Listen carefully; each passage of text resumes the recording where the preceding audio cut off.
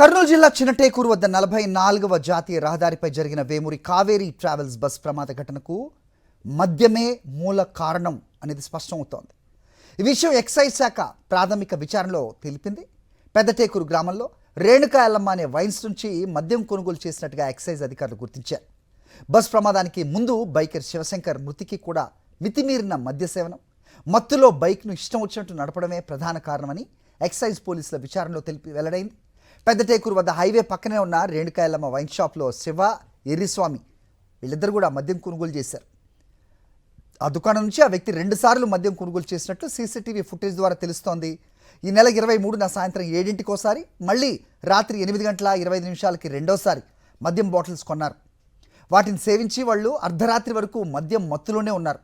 ఆ తర్వాత లక్ష్మీపురంలోని బెల్ట్ షాప్కి వెళ్ళి అక్కడ కూడా మద్యం తీసుకుని తాగారని స్థానికులు చెప్తున్నారు.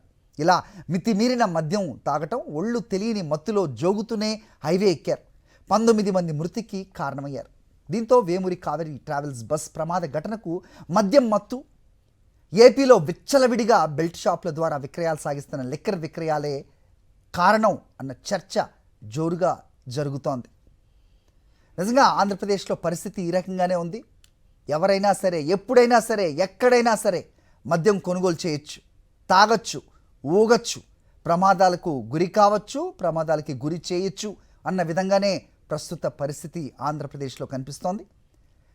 వీధికొక బెల్ట్ షాపు, అది 24/7 మీరు ఎప్పుడు కావాలంటే అప్పుడు వెళ్ళి మద్యం సేవించే విధంగా ఉన్న పరిస్థితులు. ఓవైపు ముఖ్యమంత్రి మాట్లాడుతుంటారు, బెల్ట్ షాపులు కనబడితే బెల్ట్ తీస్తామంటూ, కానీ దానికి పూర్తి భిన్నంగా ఇక్కడ ఆంధ్రప్రదేశ్లో పరిస్థితి కనిపిస్తూ ఉంటుంది. ప్రస్తుతం మనం ఈ యాక్సిడెంట్ చూసాం. 19 మంది ఎంత ఘోర ప్రమాదంలో అసూలు బాసారో మనం చూసాం. అయితే పైకి కనిపిస్తోంది అగ్ని ప్రమాదం, బస్సు దహనం, దాంట్లో 19 మంది మరణం, దాని కింద బైక్, ఇదే మనకు కనిపిస్తోంది. కానీ ఒక్కసారి లోతుగా వెళ్ళి చూస్తే దీనికి కారణం మద్యం. అర్ధరాత్రి వరకు కూడా మద్యం సేవించటం, ఇష్టం వచ్చినట్టు బైక్ నడిపి అక్కడికక్కడే వాళ్ళు ప్రాణాలు కోల్పోవడమే కాకుండా 19 మంది ప్రాణాలు పోవటానికి కారణమైన శివశంకర్, అతని స్నేహితుడు ఎర్రిస్వామి ప్రస్తుతం శివశంకర్ మీద పోలీసులకు ఫిర్యాదు చేసినట్టుగా తెలుస్తోంది. అఫ్కోర్స్ అతని ప్రాణాలతో లేడు. దర్యాప్తులో మరి ఎందుకు జరిగింది ప్రమాదం, ఎలా జరిగింది, ఎక్కడెక్కడ తాగారు, ఇవన్నీ కూడా బయటకు రావాల్సి ఉంది. ఎక్సైజ్ శాఖ దర్యాప్తు కూడా చేస్తోంది. ఒకసారి మా కరెస్పాండెంట్ లోకేష్తో మాట్లాడదాం. లోకేష్, చెప్పండి.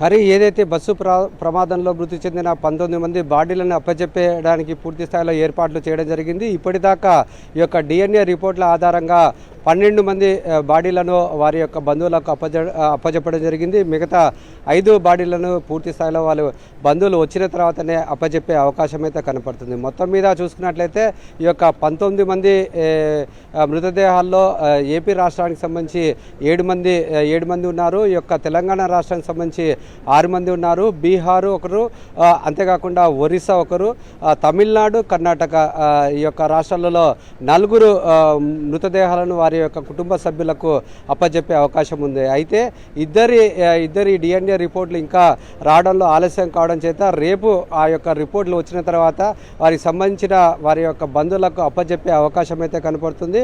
ముఖ్యంగా ఇక్కడ బీహార్ సంబంధించిన వారైతే ఆ యొక్క బాడీని తీసుకెళ్లడానికి దూరం కావడం చేత ఇక్కడే ఆ యొక్క ఏదైతే ఆ యొక్క అంతిమ సంస్కారాలు ఏదైతే చేయాలనుకున్నారో అవి పూర్తిగా అధికారులకు చెప్పడం జరిగింది. ఈ నేపథ్యంలో అధికారులు కూడా ఏర్పాటు చేయడం జరిగింది. అయితే ముఖ్యంగా ఇక్కడ చూసుకున్నట్లయితే తెలంగాణ రాష్ట్రం సంబంధించిన 6 మంది బాడీలను అప్పచెప్పే ప్రయత్నం అయితే కొనసాగుతుంది. ఇప్పటికే ఇక్కడ సంబంధించిన తెలంగాణ అధికారి ఇక్కడికి రావడం జరిగింది. వారికి సంబంధించిన ఏదైతే ఎక్స్గ్రేషియా చెల్లించాలో అనేది ప్రభుత్వం నిర్ణయించిన దాని ప్రకారంగానే 5 లక్షలు అయితే చెల్లించిన పరిస్థితి కనపడుతుంది. అయితే ఇప్పటిదాకా ఏపీ ప్రభుత్వం సంబంధించిన దాకా ఇటువంటి ఆలోచనలు అయితే చేయలేదు. దీనికి సంబంధించి పూర్తి విచారణ చేసిన తర్వాత ఈ యొక్క వారికి ఎక్స్గ్రేషియా చెల్లిస్తామంటూ అధికారులు అయితే చెప్తున్న పరిస్థితి. మొత్తం మీద ప్రస్తుతానికి 17 మంది ఈ యొక్క డిఎన్ఏ రిపోర్ట్లు రావడం జరిగింది. ఇప్పటిదాకా 12 మంది బాడీలకు వారి యొక్క బాడీలను అప్పచెప్పడం జరిగింది. మిగతా ఐదు బాడీలు కూడా వారు వచ్చిన తర్వాత వారికి అప్పచెప్పే అవకాశం అయితే కనపడుతున్న పరిస్థితి కనపడుతుంది. రేపటిదాకా ఈ యొక్క బాడీలు ఇచ్చే ప్రక్రియ అనేది కొనసాగుతున్న పరిస్థితి కనపడుతుంది. మొత్తం మీద 19 మంది మృతికి గల కారణము కేవలం ఒక మద్యం అనేది చాలా స్పష్టంగా అర్థమవుతున్న పరిస్థితి. ఈ యొక్క 23వ తారీఖున 7 గంటల ప్రాంతంలో రేణుకా ఎల్లమ్మ యొక్క వైన్ షాప్లో శివశంకర్తో పాటు ఎర్రిస్వామి ఇద్దరు వెళ్ళి మద్యం కొనుగోలు చేసినట్లుగా స్పష్టంగా సీసీ ఫుటేజ్లో రికార్డ్ అయింది. అది స్పష్టంగా అర్థమవుతున్న పరిస్థితి.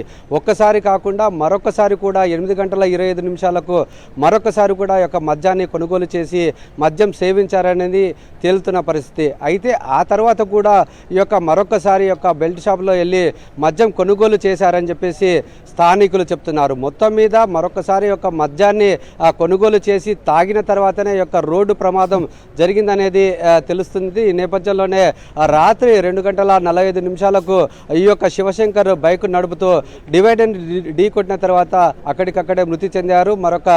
మరొక అతని మిత్రుడైన ఎర్రిస్వామి మాత్రము ప్రాణాలతో బయటపడ్డారు. అతన్ని విచారణ చేయగానే కేవలం ఈ యొక్క మద్యం విషయాన్ని అనేది బయటికి వచ్చిన పరిస్థితి. మొత్తం కారణము ఈ పూర్తి స్థాయిలో ఇంత పెద్ద ప్రమాదం జరగడానికి కూడా కేవలం మద్యం అనేది నిర్ధారణ పరిస్థితి. పోలీసులు అయితే విచారణ చేస్తున్నారు. ఎక్సైజ్ శాఖ కూడా పూర్తి స్థాయిలో యొక్క విచారణ చేసి చర్యలు తీసుకుంటామని చెప్తున్న పరిస్థితి కనపడుతుంది. మొత్తం మీద ఏదైతే ఈ యొక్క 19 మంది తీవ్రంగా కాలిపోయి ఈ యొక్క బాడీలు కూడా గుర్తుపట్టలేని విధంగా ఈరోజు ఆ యొక్క బాడీలను డిఎన్ఏ టెస్ట్ చేసిన తర్వాత రిపోర్ట్లను టాలీ చేసిన తర్వాతనే వారి యొక్క బంధువులు ఆ యొక్క బాడీలను తీసుకొని వెళ్తున్న పరిస్థితి. ఇంత ఘోరమైన రోడ్డు ప్రమాదానికి ముఖ్య కారణం కూడా కేవలం మద్యం అనేదే తేలుతుంది. హరి,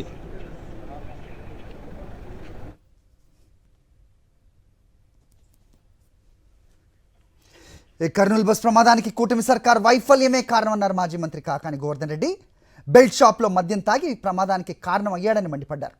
బెల్ట్ షాపుల్లో మద్యం అమ్ముతున్నారని ఎన్నిసార్లు చెప్పినా ప్రభుత్వం పట్టించుకోలేదన్నారు.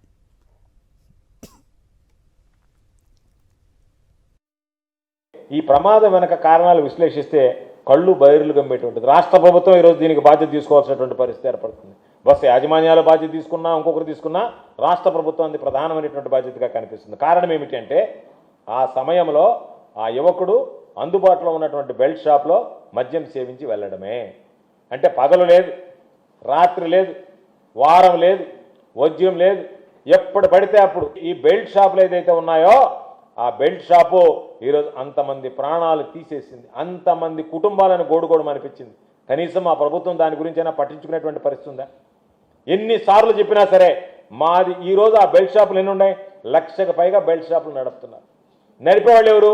అందరూ తెలుగుదేశం పార్టీకి సంబంధించినటువంటి వాళ్ళే. మేము మొదటి నుంచి ఏం చెప్తున్నాం? నకిలీ మద్యం బయటపడినప్పటి నుంచి మీరు బెల్ట్ షాపుల మీద ఎందుకు రైడ్ చేయడం లేదు, బెల్ట్ షాపులు ఎందుకు రద్దు చేయడం లేదు? ఈ బెల్ట్ షాపులోనే నకిలీ మద్యం అమ్ముతున్నాయి, దీనివల్ల ప్రమాదాలు జరుగుతున్నాయి. ఆడవాళ్ళు బయటకు రావాలంటే పాపం ఇబ్బందులు కూరేటువంటి పరిస్థితులు ఏర్పడ్డాయి. కాబట్టి ఇటువంటి నేపథ్యంలో మీరు ఎందుకు దాని గురించి పట్టించుకోలేదు అంటే ఒక్కరోజు కూడా దాని గురించి పట్టించుకున్నటువంటి పాపాన పోలేదు.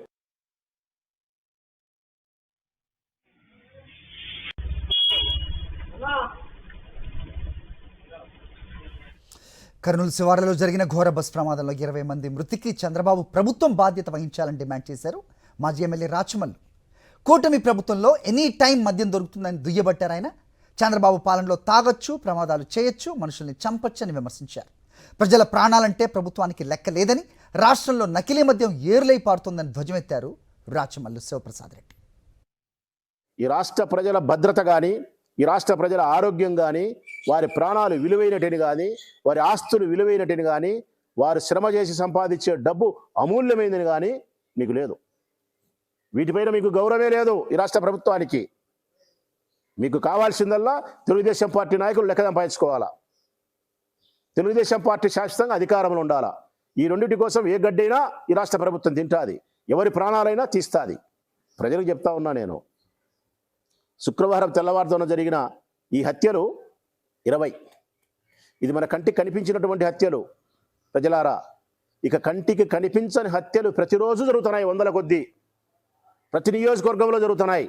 ఈ అధిక మద్యం వలన, ఈ మద్యం పాలసీ వలన, ఈ బెల్ట్ షాపుల వలన ఈ నకిలీ మద్యం వలన విచ్చలవిడి మద్యం అమ్మకాలు 24 గంటలు ప్రతిరోజు మరణిస్తున్నారు వందల సంఖ్యలో. ఇవన్నీ హత్యలే.